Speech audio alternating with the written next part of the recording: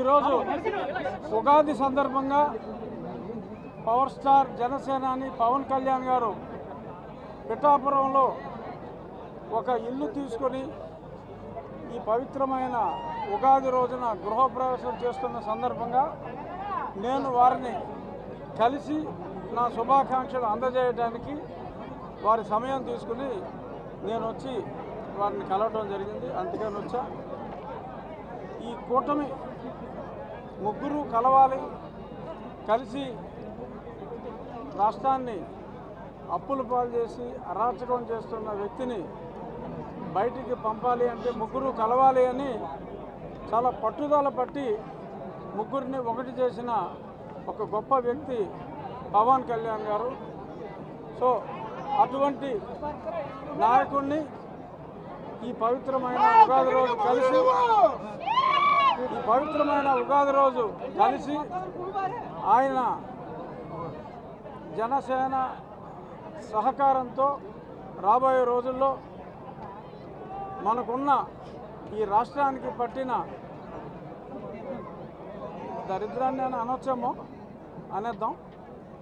ఈ డ్రగ్ ఆంధ్రప్రదేశ్ని, ఈ బ్యాడ్ ఇమేజ్ని, రుణాంధ్రప్రదేశ్ అనే బ్యాడ్ ఇమేజ్ నుంచి బయటపడేయాలి అంటే చంద్రబాబు నాయుడు గారు, పవన్ కళ్యాణ్ గారి సారథ్యం చాలా అవసరం. కాబట్టి దీని గురించి మరింత చొరవ తీసుకుని వీలైనన్ని ఎక్కువ మీటింగ్లు, అలాగే నేను అసెంబ్లీకి చేస్తానా పార్లమెంట్కి చేస్తానా అనేది ఇంకా అస్పష్టత కాస్త ఉన్నప్పటికీ నేను ఎక్కడ పోటీ చేసినా వారు వచ్చి క్యాంపెయిన్ చేయాలని కూడా వారి సహకారాన్ని కూడా నేను కోరటం జరిగింది.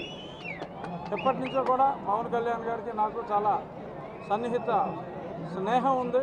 వాళ్ళ అన్నగారితో ఇంకా ఎక్కువ స్నేహం ఉంది. చిరంజీవి గారు నేను మంచి స్నేహితులు.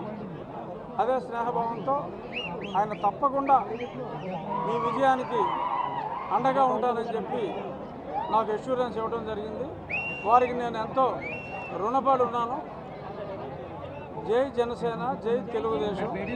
రాబోయే రోజుల్లో వదిలించేద్దాం. మీరు అందరూ సహకారం. ఏం మాట్లాడాను ఎలా చెప్తాను? బాగోదు. చాలాసేపు మాట్లాడా, చాలా విషయాలు మాట్లాడా. ముందే నేను చెప్పేశాక నువ్వు అడుగుతావు ఎంపీయా ఎమ్మెల్యేయా అని. పవన్ కళ్యాణ్ గారు ఏం చెప్పారు? 48 గంటలు వెయిట్ చేయమ్మా.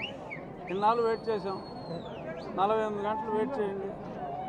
నాకు ఎవరో లేరని మొన్నటిదాకా సాక్షివాడు జగన్మోహన్ రెడ్డి కూశారు. నాకు ఇప్పుడు తెలుగుదేశం ఇంతమంది జన సైనికులు ఉన్నారు. నాకు ఇంకేంటి భయం? నేను ప్రజాక్షేత్రంలో చట్టసభల్లో ఉంటా.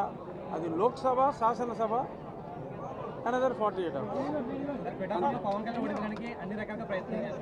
ఎంతమంది ఎన్ని ప్రయత్నాలు చేసినా 28% అంటే 65,000 పైగా మెజారిటీతో ఆయన నెగ్గుతారు. అది ఖాయం. ఎన్ని ప్రయత్నాలు చేసినా జగన్మోహన్ రెడ్డి వచ్చి ఇక్కడ బస్సు వేసుకుని ఇక్కడ కూర్చున్నా 65,000 మినిమము. ఆ పైన మీ అందరూ సహకారం. గోదావరి జిల్లాలకి బాగుంటుంది అనేది చర్చ నడుస్తుంది. వాస్తవం అంటారు అంటే మీరు లోక్సభ, శాసనసభ పక్కన పెడితే గోదావరి జిల్లాలో మళ్ళీ ఏదైనా రీప్లేస్మెంట్ జరిగే ఆలోచనలో ఉన్నట్టుగా చిన్న చర్చ జరుగుతుంది. చిన్న చర్చ నువ్వు అంటాం కరెక్ట్ కాదు, పెద్ద చర్చ జరుగుతుంది.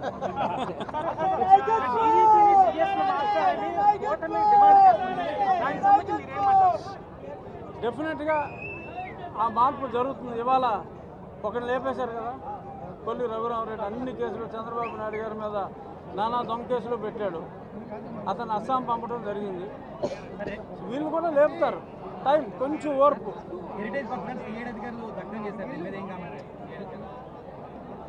కామెంట్ ఏముంది? మొత్తం నెటిజన్లు అందరూ కామెంట్ చేస్తూనే ఉన్నారు. పోలీసుడు పనికి మాలిన ఎక్స్క్యూజ్ చెప్పాడు. ఏంటి పోలీసుడు చెప్పింది? మేము కొన్ని జెరాక్స్లు సరిగ్గా రాకపోతే రాని తగలేడుతూ ఉన్నారు. ఓన్లీ హెరిటేజ్ కాగితాలే జెరాక్స్లు సరిగ్గా రాలేదా? ఏదో చంటి పిల్లడు చెప్పినట్టు చెప్తున్నారు. సో వాళ్ళందరూ పాపులు శిక్షించబడుదురు. పొత్తులో భాగంగా చాలా మంది సీనియర్లకి టికెట్ రాలేదు. అందులో అనపర్తి ఇంకా ఆయన పోరాటం చేస్తూ ఉన్నారు. బీజేపీని రీప్లేస్ చేయడానికి టికెట్ ఉంది. అందులో మీరు ఉన్నారు, ఇంకా చాలా మంది సీనియర్లు ఉన్నారు. మా అందరికీ ఒకసారి న్యాయం జరుగుతుంది అనుకుంటున్నాను. Thank you. కళ్యాణ్ గారు వచ్చేస్తారు.